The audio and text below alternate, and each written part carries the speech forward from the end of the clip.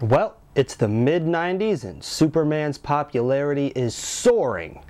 Through comics, radio, Saturday mornings, and prime time. And, after decades of courtship, the Man of Steel is tying the knot in what's advertised as the event of the century. An event so big it's coinciding simultaneously in the comics and in Lois and Clark, The New Adventures of Superman.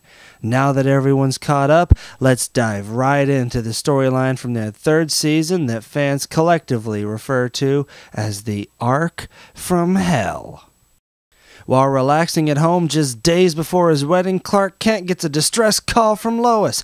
Superman races into action. Turns out Lois is just worried that something's going to happen to ruin their wedding. That's it?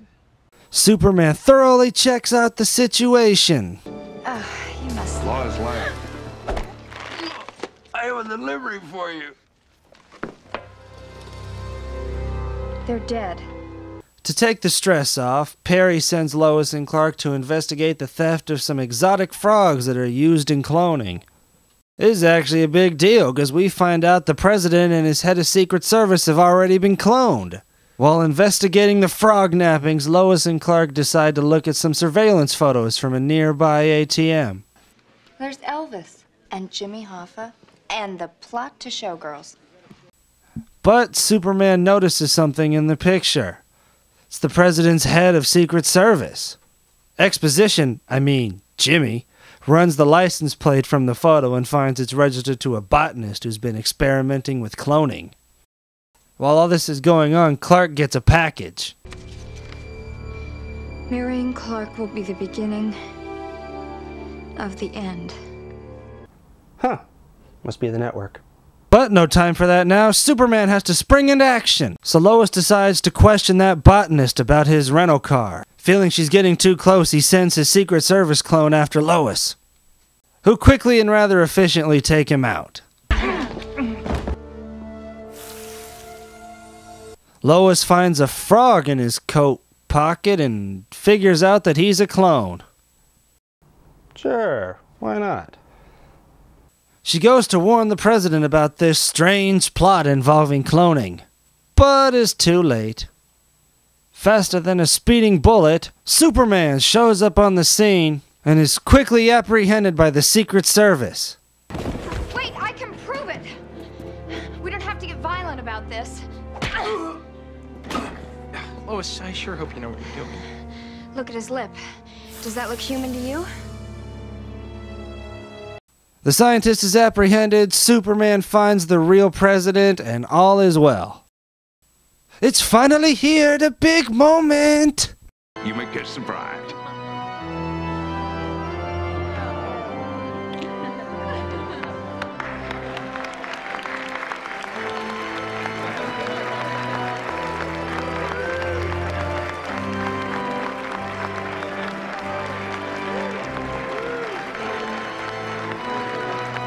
While all this is going on, we find out Lex Luthor got a presidential pardon and is free from jail. But no time to worry about that, there's fucking to be had! And Lois eats a frog.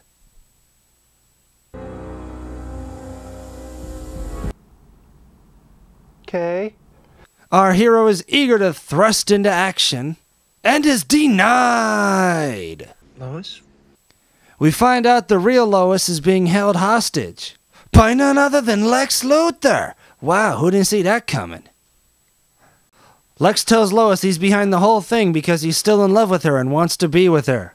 Since they used to be engaged, Exposition and Perry decide to snoop through Lois's computer to find clues of where Lex might be, and stumble across a novel she's been writing. Forever the cockblock, the clone Lois tells Clark she'd be really hot if Superman showed up.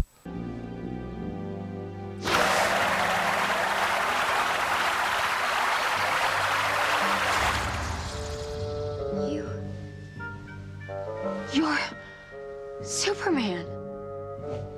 Yeah, Lois. Empowered with the knowledge that Clark Kent is Superman, she tells Lex she's not going to be his puppet anymore. Lex, having no part of this, is about to go choke a bitch when Lois calls for help and gets a Novocaine shot in the neck. But ever resilient, Lois Lane escapes and tries to signal for Superman, but falls and hits her head. After a minor scuffle with her doppelganger, Lois makes a break for it and hitches a ride. When the driver asks her name, she tells him, Born to Detroit. yeah, Lois thinks she's the heroine from her novel. Clever. Clark soon figures out the Lois he's with is a fake, where we find out she's now a lounge singer at Bibbo's Ace of Clubs. Lex and Clark both pine over Lois, and after a night of moping, Clark comes home to find his doppelganger isn't satisfied with being just a carbon copy. Oh, and Lex. He finds Lex. Do you know how easily I could kill you? Lex tells Clark that the only way they're going to find Lois is if they put aside their differences and work together. The two even share a touching moment reminiscing about Lois. She cries. You want to die? Tell me about it. Which is exposition's cue to show up and tell Clark they have a tip on where Lois might be. Lex overhears the details of Lois's novel before sneaking out after her. And while looking for her, Clark immediately gets into a bar fight. Lex finds Lois and tells her he's the love interest from her novel, and she believes him. 'Cause she's an idiot. Clark shows up to try and stop Luther from leaving, but Lois tells Clark she wants to be with Lex. And they depart, leaving Clark with the cockblock. I mean doppelganger. Lex calls for Superman on a hypersonic frequency. He does this a lot. Luther. And the two immediately declare war over Lois Lane.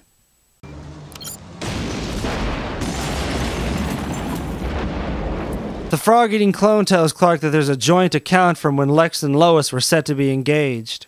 And Lex and Lois break into Star Labs and steal a pair of cloned embryos.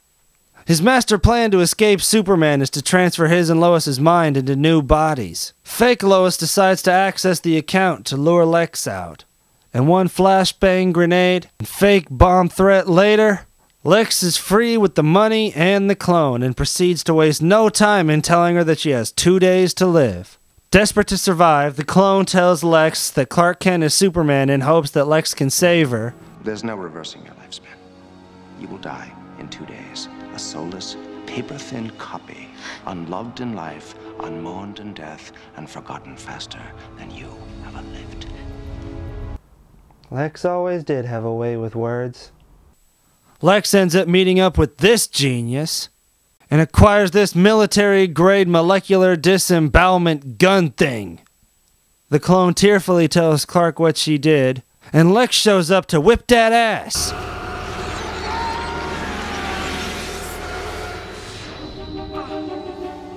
He takes a hostage, and the clone follows him to his hideout. Still weakened, Superman decides to fuck Lex up. Lois accidentally blows out one of the supports. Lex blows out Superman. The clone blows out Lex. And all hell breaks loose. You say she means everything to you? Then let her live. And you said I couldn't love. How little you understood me. How little anyone ever did. And then Lex dies. Wait, Lex dies? Holy shit! Well, more than a decade later in this storyline isn't quite... Oh wait, I forgot. As they're escaping, a rock falls and hits Lois in the head, giving her complete amnesia. So she goes to a clinic. The doctor falls in love with her, convinces Lois she's in love with him. People dance. Lois flashes back to better episodes, gets her memory back, flies away with Superman. Happy ending is had by all. Thank you, Robert Singer. Now, while there are some interesting aspects to this storyline, Lex's love of Lois versus his hatred for Superman, the struggle between the two, the problem is any potential these aspects might have get lost in this clusterfuck of a storyline. And that's not even the worst part. After this 5-episode cockblock, Lois and Clark still aren't married. In fact, right after this, Superman has to leave Earth to go rule on New Krypton before the poor man's General Zod takes over. They don't actually go through with the wedding until an episode in the 4th season appropriately called, Swear to God, This Time We're Not Kidding. But this is a comic book show after all, and they did make such a big deal about this thing coinciding with the comic book, so let's see what kind of wackiness ensued in that medium. Nope. They just get married.